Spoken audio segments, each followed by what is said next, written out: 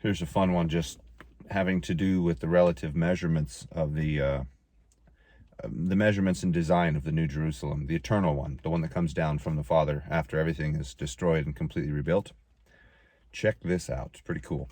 Revelation 21:16 tells us that the city will be a cube measuring 12,000 stadia on each side. The stadium, was a Greek measurement of roughly 600 feet, almost exactly 600 feet actually, although the precise length of the foot varied from place to place. It is important to note, however, that the precise standard used here is the same one employed for the millennial Jerusalem in Ezekiel chapters 40 through 48. That is clear for two reasons. First, because in verse 17 we are told that the human and angelic measurement are identical here. In other words, the longer angelic standard is being employed here for John, just as it was then when the angel measured the temple for Ezekiel in Ezekiel 40 verse 5. Second, because the length of the sides of the New Jerusalem are precisely 1,200 times longer than those of the millennial Jerusalem. In other words, millennial Jerusalem measures 4,000 cubits, or 100 stadia per side, subtracting the area for the temple sanctuary, which is not present in the New Jerusalem, Ezekiel 45 verse 2, and also 48 verse 30, thus indicating that the same heavenly standard is to be understood. Based upon the above, the dimensions of the New Jerusalem would be approximately 1,590 of our own statute miles in length, breadth, and height. In terms of the present-day earth, the city would not only cover all of the expanded millennial Israel, but also most of the Middle East, with its border running roughly from the river Danube to the Caspian Sea, to the Red Sea, to the Libyan desert, and back north again to the Danube. We know that because the New Jerusalem's borders run due north to south and due east to west because of the orientation of its gates. Revelation 21:13 gets into that. Given the necessity for the eternal territory of Israel to continue to exist outside of this massive city, as suggested above, we most likely have to do with a greatly enlarged new earth, I'm sorry guys, let me try that again. As suggested above, we most likely have to do with a greatly enlarged new earth which has been expanded proportionally so as to accommodate this need. So the earth is also massively oversized.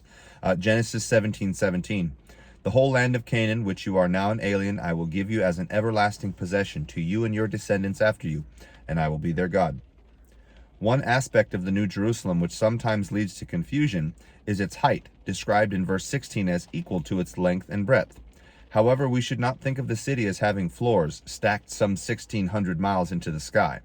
Rather, this third dimension will be largely vacant, with the surface of the city functioning in precisely the same way as every other iteration of Jerusalem and of paradise, a habitable two-dimensional surface, but enclosed by a sanctified exterior of 3 dimensions.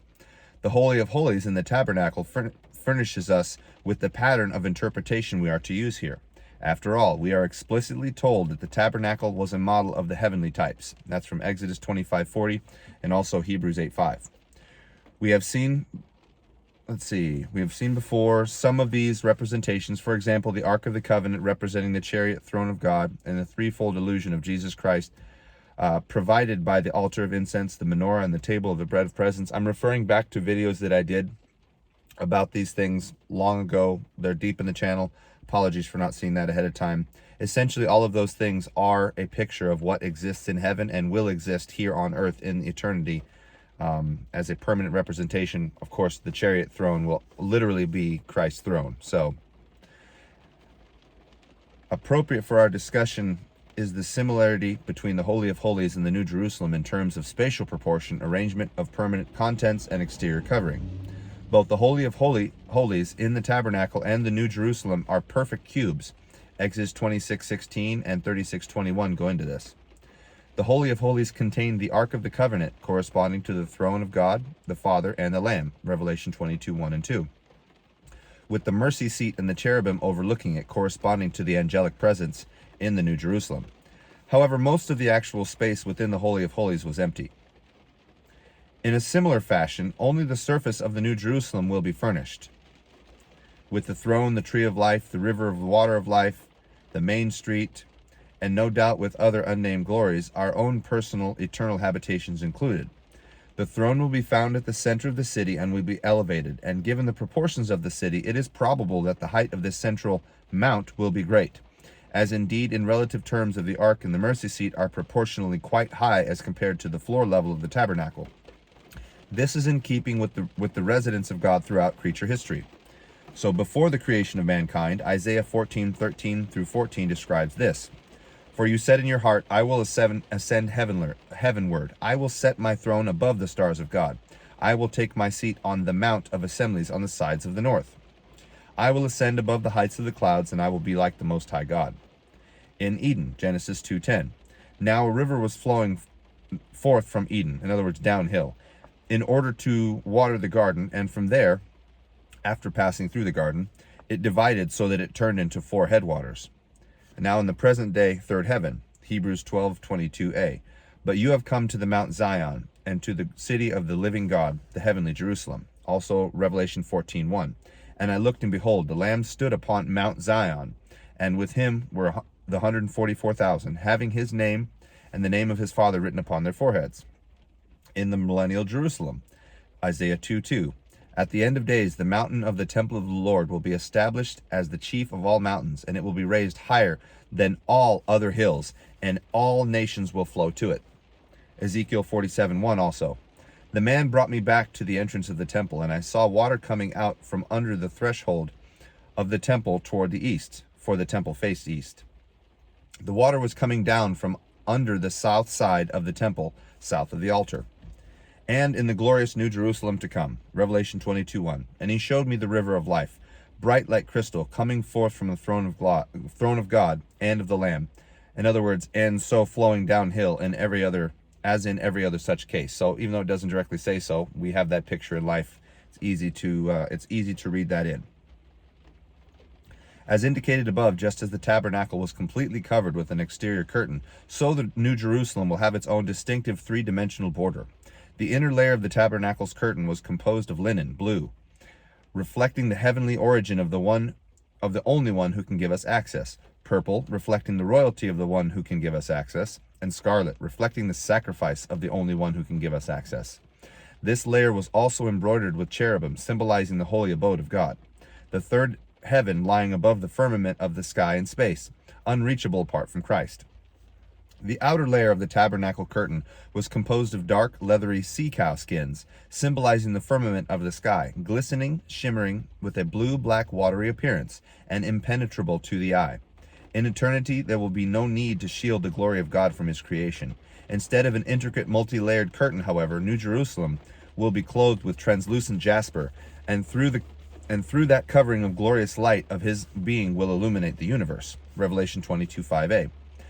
And night will no longer exist, and those with the name of the Father and the Son on their foreheads will not have need of light, of any lamp, or the light of the sun. The Lord God will shine upon them.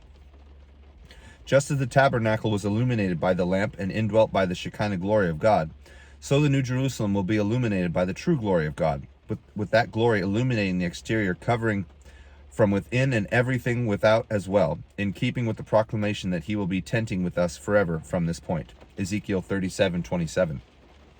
For my tabernacle will be over them, then I will be their God, and they will be my people. Isaiah 4:5 through 6. And the Lord will create over Mount Zion and over all her assemblies a cloud, one of smoke by day, and of shining flame of fire by night. For there will be a canopy of glory, there will be a canopy above his glory, of his presence covering it entirely. It will be a shelter from the heat by day, and a refuge of hiding, a hiding place from the storm at night. Let's talk about the city's rim and exterior wall. Contrary to what is found in most translations of Revelation 21:17, the dimensions of the wall surrounding the New Jerusalem are not given. As suggested above, if the 144 cubits mentioned referred to the wall, it would indeed be most odd if this wall, with its gates of pearl and foundations made of gemstones, had even been particularly noticeable to John in comparison with the massive dimensions of New Jerusalem. Most, though not all, of the versions take the 144 cubits to refer to the height of the wall, though strangely, height is not mentioned. The NIV is closer to the truth in its understanding the measurement as referring to the width of the wall, thus allowing the structure allowing the structure the height necessary in order to be proportional to the towering city.